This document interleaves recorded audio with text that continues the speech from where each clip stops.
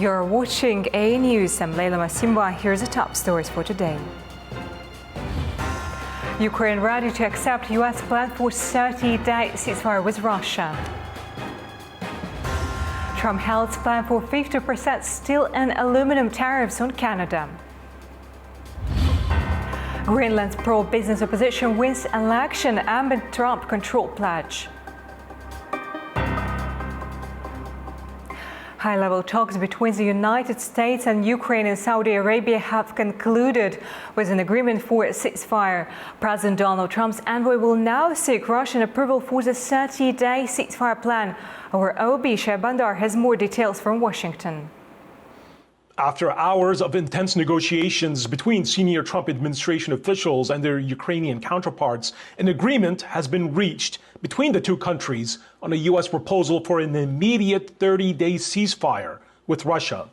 The next step, the Kremlin will have to weigh in with its own approval for the proposed ceasefire. This could potentially be a breakthrough in the 3-year-long war between Moscow and Kyiv. Secretary of State Marco Rubio told the press that, quote, "The ball is now in Russia's court. We hope the Russians will reciprocate." As a result of Ukraine's agreement for a ceasefire, the U.S. will lift its suspension on intelligence sharing with Ukraine and will resume the shipments of ammunition and weapons to the Ukrainian military that had been previously put on hold. President Trump on Tuesday said that he hopes that Russia will agree to the ceasefire and indicated that he would invite Ukrainian President Zelensky back to the White House. Zelensky issued a statement following the negotiations in Riyadh where he endorsed a comprehensive ceasefire. President Trump's Middle East envoy Steve Witkoff will now head to Moscow to meet with Russian President Vladimir Putin in the hopes of gaining Russian approval for the plan. This will be Witkoff's second meeting with Putin at a time when Washington wants to normalize relations with Russia and achieve a rapid end to the Ukraine conflict. Ube Shabander, A News, Washington, D.C. Following high-level talks in Saudi Arabia, the United States confirms it will resume military aid and intelligence sharing with Ukraine. It's after Kyiv agreed to a 30-day ceasefire proposal, which marks a significant step toward reducing tensions in the ongoing conflict. The ball's now in Russia's court. The US says it'll resume military aid and intelligence sharing with Ukraine.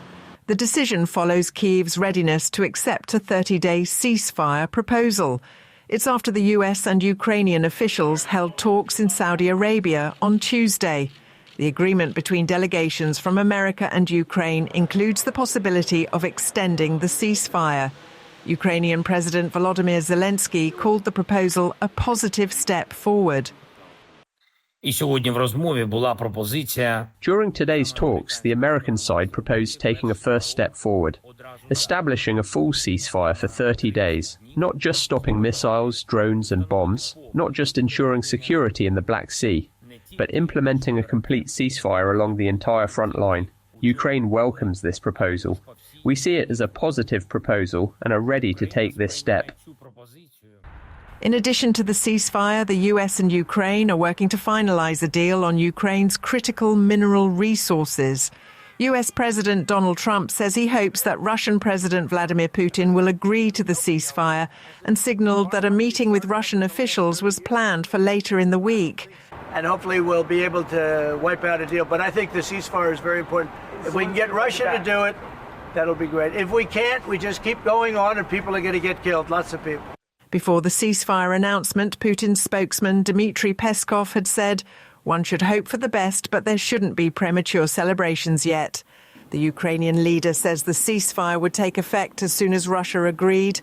Trump also confirmed that Zelensky would be invited back to the White House after a tense meeting 2 weeks ago, where key agreements were left unresolved. World leaders quickly reacted to the ceasefire proposal, with many saying that the next step lies with Russia. European Council President Antonio Costa and European Commission President Ursula von der Leyen both issued a joint statement on social media platform X. They both say they welcome the US-Ukraine talks, calling it a positive development. They say that the EU is ready to support peace negotiations alongside its partners. Poland's Prime Minister Donald Tusk expressed optimism about the ceasefire proposal. His message reflected Europe's readiness to assist in the peace process. French President Emmanuel Macron welcomed the progress, writing that the ball is now clearly in Russia's court. Lithuanian President Gitanas Nausėda also welcomed the talks, saying that peace and security guarantees will be crucial for achieving lasting peace in the region. Trade tensions between the US and Canada have escalated once more. President Donald Trump announced plans to raise tariffs on Canadian steel and aluminum by 50%, but has now reversed the decision. This came after Canadian officials decided to suspend their plans to impose a 25% surcharge on electricity exports to the US. The trade war between the US and Canada heats up. President Donald Trump announced a plan to increase tariffs on Canadian steel and aluminium by 50%, only to retract the decision hours later. The reversal came after Canadian officials abandoned plans to impose a 25% surcharge on electricity exports to America. Ontario Premier Doug Ford had threatened to impose additional tariffs on electricity supplied to more than 1 million US homes in response to Trump's tariff threats to double them. Ford agreed to halt this measure and meet with US Commerce Secretary Howard Lutnick. The White House later confirmed that the US will enforce a 25% tariff on steel and aluminium imports from Canada and other countries, with no exceptions. A White House spokesperson called the decision a victory for the American people. Trump's post on Truth Social caused panic in the financial markets. The S&P 500 index dropped 10% from its record high. However, the markets later stabilized after Ford backed down and Ukraine agreed to a 30-day ceasefire. Trump also criticized Canada's tariffs on dairy and agricultural products. He warns that if Canada does not remove them, the US will increase tariffs on automobiles. To discuss the economic impact of his policies, Trump met with around 100 US business leaders. Investors are worried about economic damage from these trade policies. Canada and China have already imposed tariffs on US goods. However, Mexico has held back after Trump postponed new tariffs on its exports. The European Union will impose counter tariffs on $28 billion of US goods starting next month, escalating the trade war sparked by US tariffs on steel and aluminum. The European Commission will lift its suspension of tariffs on the US goods starting the 1st of April, with full enforcement by April the 13th. Affected products include boats, broadband and motorbikes, with a 2-week consultation to add more categories. This follows President Trump's decision to impose a 25% tariff on all steel and aluminum imports after previous exemptions expired. The EU says countermeasures are necessary to protect its businesses and consumers. Portuguese Prime Minister Luís Montenegro's government collapsed after losing a confidence vote in parliament. A centre-right minority government, which has been in power for just 11 months, has dealt a heavy blow as lawmakers overwhelmingly reject his administration. The development is expected to lead to yet another early election in the country, the third in just over 3 years. Portugal is heading for its third general election in as many years. It's after the country's center-right minority government collapsed on Tuesday after losing a vote of confidence. Lawmakers voted 142 to 88 with 0 abstentions against a motion of confidence that was presented last Thursday by Prime Minister Luís Montenegro. The defeat marks the end of his short-lived tenure of just 11 months. Montenegro called a vote after the opposition questioned his integrity over the dealings of a consultancy firm he founded, which is now run by his sons. Critics questioned the transparency of the firm's dealings, though Montenegro has strongly denied any wrongdoing or ethical lapses. With Montenegro's government now in a caretaker role, the next steps lie in the hands of President Marcelo Rebelo de Sousa. He has indicated that an early parliamentary election could be scheduled for mid-May, though an official decision is pending. In a closely watched election, Greenland's pro-business Democratic Party has defeated the incumbent left-wing coalition. With a strong victory, the party secured almost 30% of the vote, positioning itself to lead the semi-autonomous island amid growing geopolitical tensions in the Arctic.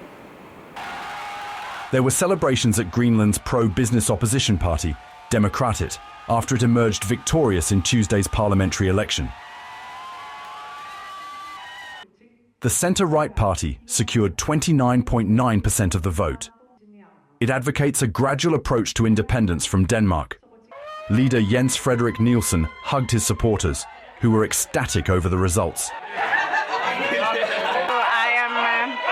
overwhelmed and I'm very happy. Very happy.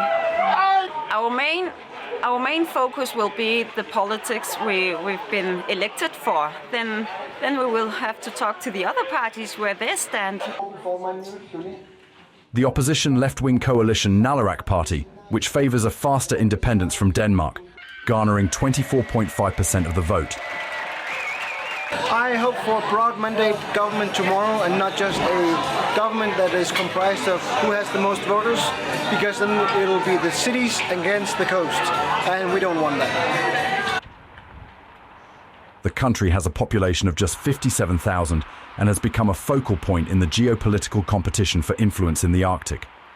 As the region's ice caps melt, its resources are becoming more accessible, and new shipping routes are opening.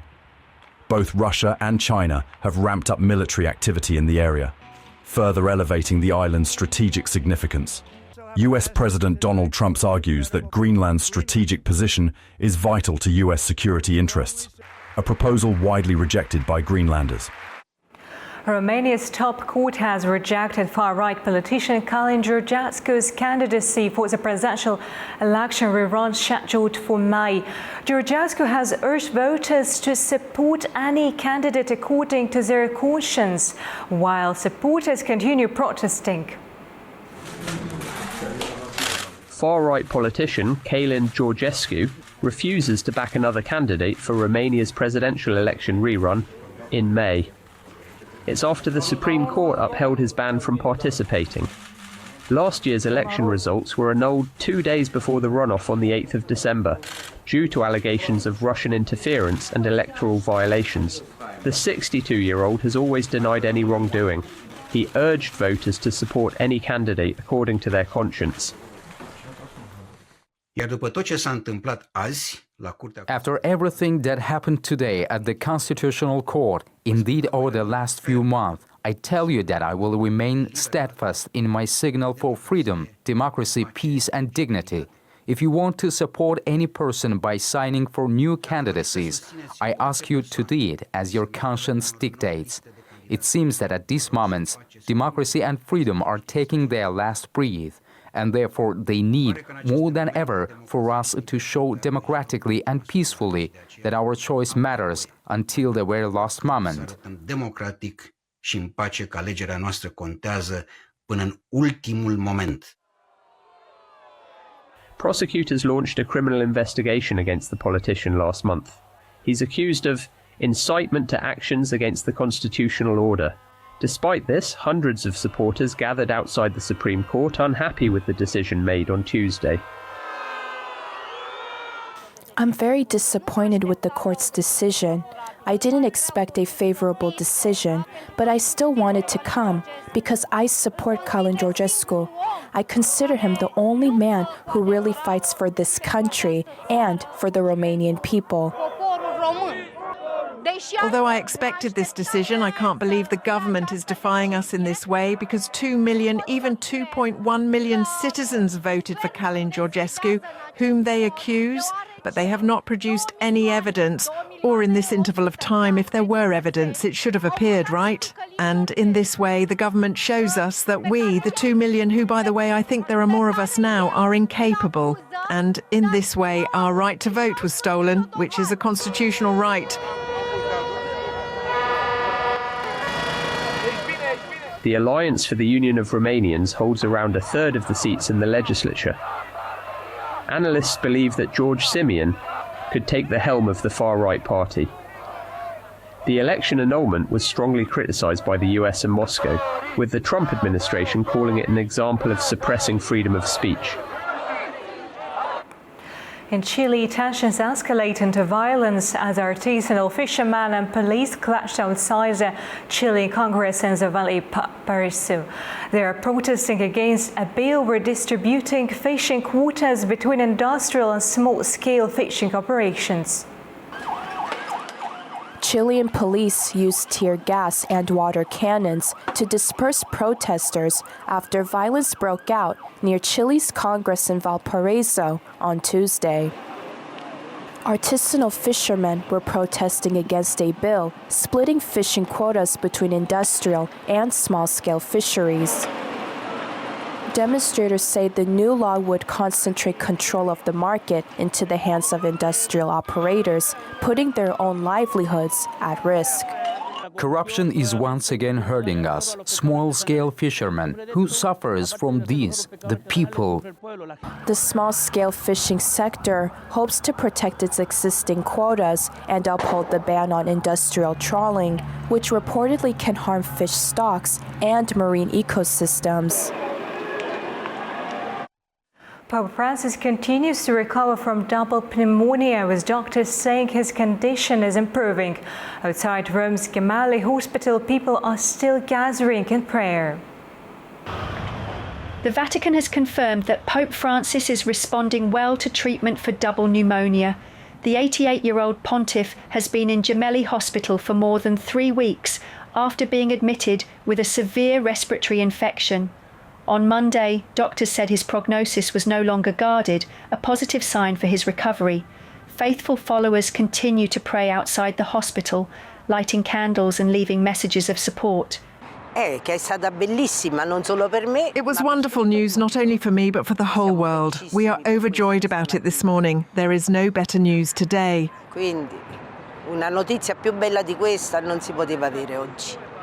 The Pope, known for his tireless work schedule, has remained active from his hospital room, signing official documents and staying in touch with Vatican staff. His supporters say they hope to see him back soon. We are so happy.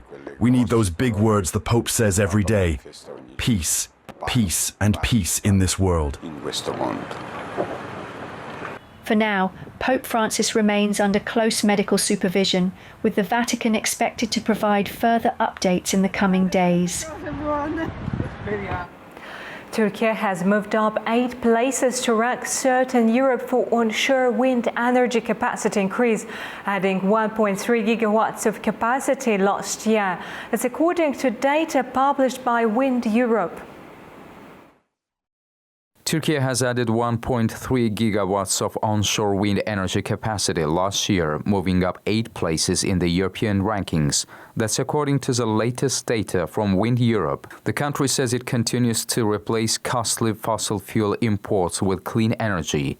Europe as a whole installed 16.4 gigawatts in wind energy capacity during the last 12 months. 13.8 of that comes from onshore wind farms. Germany has the largest wind power fleet as it added 3.2 gigawatts to its grid with 644 turbines. Finland followed with 1.4 and Turkey closely trailed with 1.3 gigawatts. Spain and France rounded out the top 5 with 1.1 and 1 gigawatt respectively. Capacity installations in the European Union reached 13 gigawatts, with nearly 90% of these coming from onshore wind energy. By the end of last year, the total wind energy capacity in Europe reached 285 gigawatts, with 248 gigawatts attributed to onshore wind farms, and the rest was from offshore wind farms. The European Union aims to generate more than 40% of its total energy from renewables by the end of the decade. Industry experts estimate that the capacity factor for onshore wind farms built last year ranged between 30 and 45%, while offshore wind farms reached around 50%. Kazakhstan and Azerbaijan are strengthening their cooperation to enhance their cargo capacity of the Trans-Caspian International Transport Corridor, a critical component of the Middle Corridor. The two nations have set a target to more than double the volume of transported goods to 10 million tons. Azerbaijan and Kazakhstan have agreed to increase the amount of goods through the Trans-Caspian International Transport Corridor to 10 million tons. In 2023, cargo volume along this route reached 4.5 million tons. It's after Azerbaijani Foreign Minister Ceyhun Bayramov met with Kazakh Deputy Prime Minister and Foreign Minister Murat Nurtuleo in Kazakhstan on Tuesday. They have signed a 2-year action plan for cooperation between their foreign ministries. At a joint press conference, Nurtuleo emphasized the strategic importance of collaboration in the Caspian Sea. The ministers also discussed energy cooperation, particularly increasing Kazakh oil exports via the Baku-Tbilisi-Ceyhan pipeline. Plans are in place to raise oil transport from 1.4 million to 2.2 million tons annually. Let's turn to China, where the new energy vehicle market is seeing significant growth. Our correspondent Mahur Makhdoom joins us from Beijing, China, with more. New energy vehicle market in China is booming, with 686,000 units sold in February, marking a 79% increase from last year. Cumulative sales of January and February hit over 1 million units sold, an increase of 35% from the previous year, with China Car Passenger Association expecting the strong sales momentum to continue in March. Unlike standard EVs, which are solely battery-operated, NEVs in China are a mix of hybrid plug-ins, electric battery-powered cars, and hydrogen-powered cars, making it a more flexible option for the consumers. This surge shows China's growing commitment towards reducing its reliance on fossil fuels, limiting its emissions, and positioning itself as a key player in the industry. With strong government incentives, a growing consumer demand, and a rapidly developing charging infrastructure, NEVs are becoming an essential part of China's transportation future. Manu Makhdoom, A News, Beijing, China. The Philippines' former leader Rodrigo Duterte was arrested after the International Criminal Court issued an arrest warrant accusing him of crimes against humanity over what the ICC calls his deadly war on drugs. Duterte was arrested when he landed in Manila Tuesday morning after being in Hong Kong with his family. He was then flown straight to The Hague through Dubai.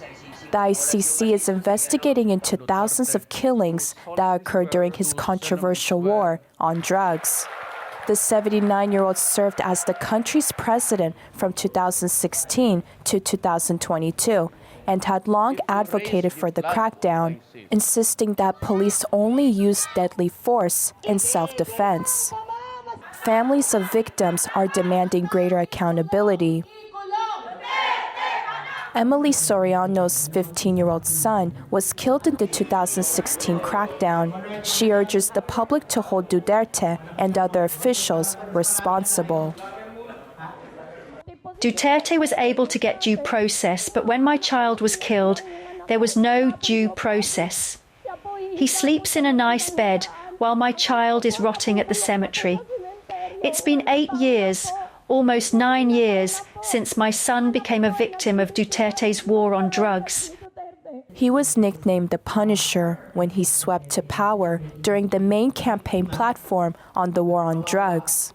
He delivered on the promises he made during vitriolic speeches that thousands of drug pushers would be killed.